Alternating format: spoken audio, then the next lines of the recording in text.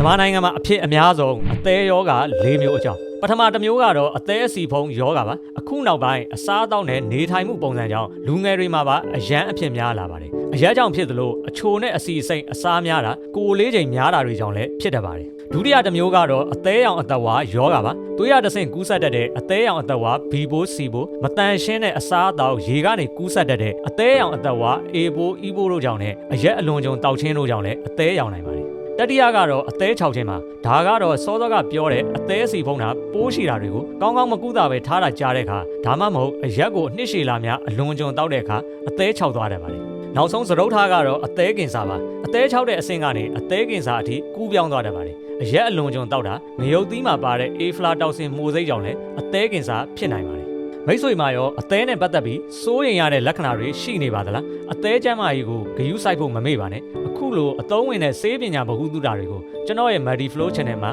ဆက်လက်တင်ပေးသွားမှာပါကျွန်တော်ကတော့ဒေါက်တာဇီနီနီဖြစ်ပါတယ်